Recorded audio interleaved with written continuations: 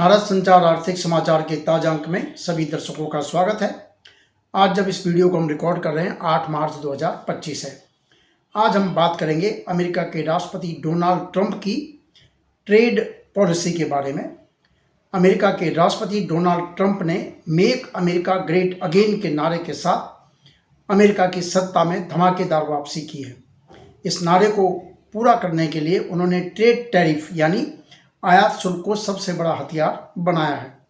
जो रिपोर्टें मिल रही हैं उसके मुताबिक उन्होंने कनाडा और मैक्सिको से होने वाले आयात पर 25% और चीन से होने वाले आयात पर 20% अतिरिक्त टैक्स लगाया है। ये तीनों ही अमेरिका के बड़े व्यापारिक भागीदार हैं। वहीं बदले की कार्रवाई करते हुए कनाडा, मैक्सिको ने भी अमेरिका से होने वाले आयात पर 25% और चीन ने 10 से 15% तक अतिरिक्त टैक्स लगाया है। डोनाल्ड ट्रंप के अमेरिका का राष्ट्रपति बनने के बाद पिछले 1.5 महीने में पूरी दुनिया के कारोबारी क्षेत्र में उठापटक मची हुई है। डोनाल्ड ट्रंप की आयात शुल्क बढ़ाने की नीति के चलते दुनिया भर के शेयर बाजारों में गिरावट आ रही है। लंबे समय से गिरावट चल रही है। अमेरिकी डॉलर मजबूत हो रहा है, सोने के दाम चढ़ रहे हैं और चीन, यूरोपीय संघ, कनाडा, मैक्सिको और भारत समेत तमाम जो अमेरिका के व्यापारिक भागीदार हैं वो अमेरिका के साथ अपने व्यापारिक संबंधों को लेकर नफ़ा नुकसान के गणित में लगे हुए हैं। सबसे बड़ी बात यह है कि ट्रंप एक दिन कुछ कहते हैं तो दूसरे ही दिन अपनी बात से पलटते नजर आते हैं। कनाडा और मैक्सिको के खिलाफ जो शुल्क वृद्धि की थी 2 दिन पहले ही, उस वृद्धि से उन्होंने कई तरह के सामानों को छूट दे दी। बुधवार को उन्होंने कहा कि वह कार निर्माताओं को 25% अतिरिक्त शुल्क वृद्धि से अलग करते हैं। उनके इस कदम पर मैक्सिको के राष्ट्रपति ने तो धन्यवाद दे दिया, लेकिन कनाडा के वित्त मंत्री ने कहा है कि वह जो अतिरिक्त बदले की कार्रवाई के दौरान जो और टैक्स लगाने वाले थे उसको फिलहाल नहीं लगाएंगे। हमारे दर्शकों को पता होना चाहिए कि अमेरिका दुनिया की सबसे बड़ी अर्थव्यवस्था है। दुनिया भर के तमाम देशों के साथ उसका व्यापार होता है।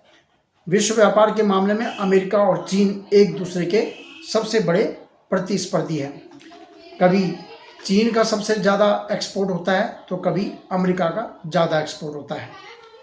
भारत की अगर बात करेंगे तो भारत के मामले में भी ट्रंप के बयान कुछ इसी तरह के लग रहे हैं, जहां वह यह कहते रहे हैं कि भारत कुछ मामलों में 100% से भी अधिक टैक्स वसूलता है। वहीं उन्होंने कहा कि भारत अपने शुल्कों में कटौती के लिए सहमत हो गया है।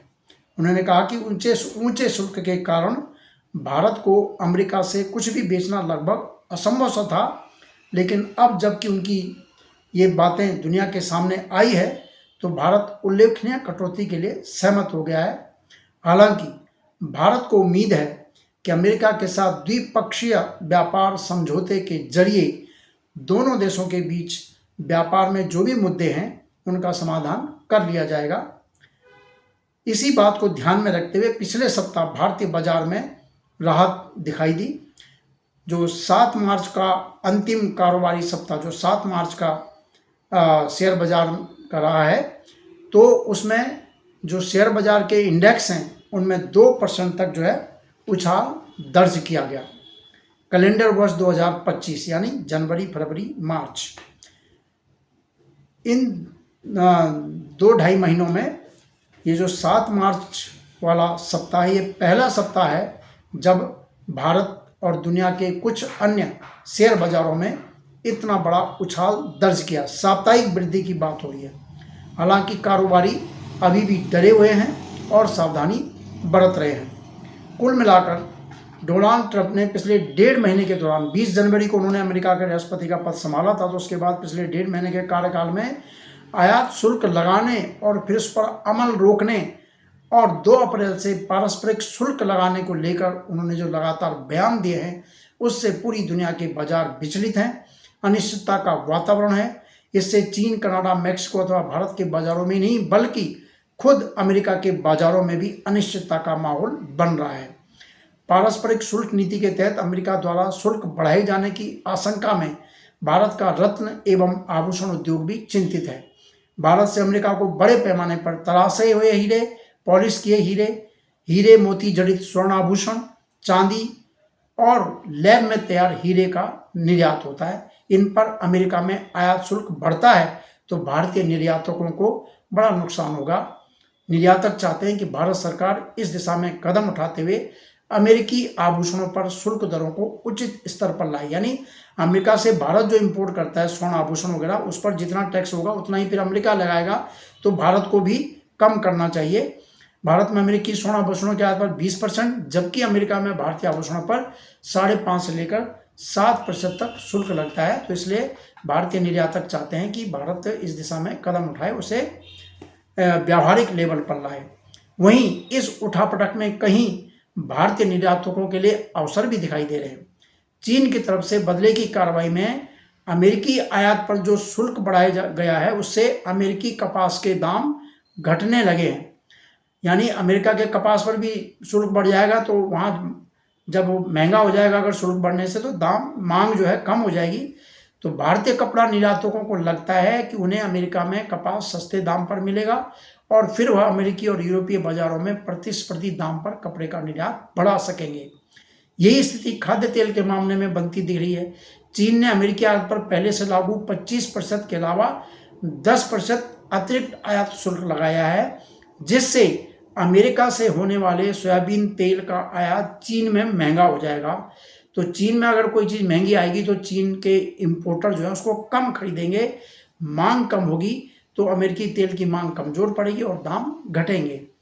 इस स्थिति से जो दुनिया भर में वैश्विक बाजार में सोया तेल का जो भाव है वो $50 प्रति टन से ज़्यादा जो है घट गया है, और इसका असर सूरजमुखी और पामोलिन जैसे अन्य तेलों पर भी पड़ सकता है।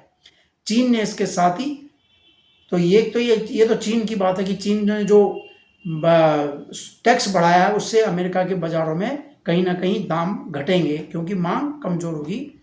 और दूसरी तरफ चीन ने जो है भारत की तरफ कारोबार बढ़ाने के लिए दोस्ती का हाथ बढ़ाया है कि आप हमारे साथ कारोबार बढ़ाइए। भारत और चीन, हम एशिया के दो बड़े देश हैं। चीन के विदेश मंत्री वांग यी ने कहा कि यह दोनों देशों के हित में होगा कि दोनों मिलकर काम करें। उन्होंने कहा कि एक दूसरे को कमज़ोर करने के बजाय हमें एक दूसरे को समर्थन देना चाहिए और एक दूसरे पर नज़र रखने के बजाय हमें मिलकर काम करना चाहिए। अब डोनाल्ड ट्रंप को लगता है आयात शुल्क बढ़ाने से अमेरिका का व्यापार घाटा कम होगा। अमेरिका का व्यापार घाटा काफ़ी बड़ा है, करीब 700-750 अरब डॉलर का उनका घाटा है। तो वो चाहते हैं कि अगर हम इम्पोर्ट ड्यूटी बढ़ाएंगे तो विदेशी कंपनियां अमेरिका में निवेश करेंगी, वो यहीं अपना उत्पादन करेंगी और इससे देश में जो है रोजगार के अवसर बढ़ेंगे और लोगों की आय बढ़ेगी। जबकि 2017 में जब ट्रंप पहली बार अमेरिका के राष्ट्रपति बने थे तब भी उन्होंने इस तरह का काम किया था, लेकिन तब भी अमेरिका का 116 देशों के साथ व्यापार में घाटा था। 2024 में भी अमेरिका का सबसे बड़ा व्यापार घाटा चीन के साथ करीब 300 अरब डॉलर का है, मैक्सिको के साथ 200 अरब डॉलर, कनाडा के साथ 65 अरब डॉलर और भारत के साथ 40 अरब डॉलर का। तो भारत तो चौथे नंबर पर है। आंकड़े बताते हैं कि ट्रंप के पहले कार्यकाल में चीन से आयात शुल्क बढ़ाने के बावजूद चीन के साथ व्यापार घाटा लगातार बढ़ता ही रहा, यानी कोई फायदा नहीं मिला अमेरिका को।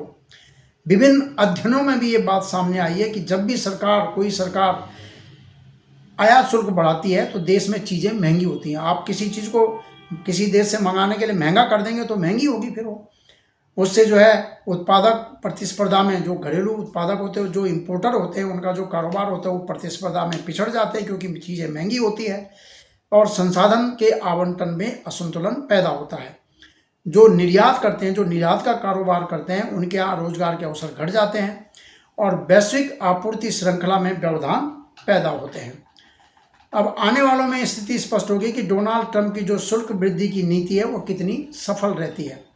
भारत के साथ इस साल के आखिर में अमेरिका और भारत के बीच में व्यापार समझौता होना है अक्टूबर-नवंबर में, लेकिन तब तक जो पारस्परिक शुल्क नीति जो अमेरिका की है उसकी क्या तस्वीर बनती है ये भी देखने की बात है। हालांकि भारत का कहना है कि कुछ एक उत्पादों को छोड़कर ज़्यादातर वस्तुओं पर वो बहुत कम आयात शुल्क वसूलता है। कुछ चीज़ें हैं जिन पर ज़्यादा है, बाकियों पर बहुत कम है।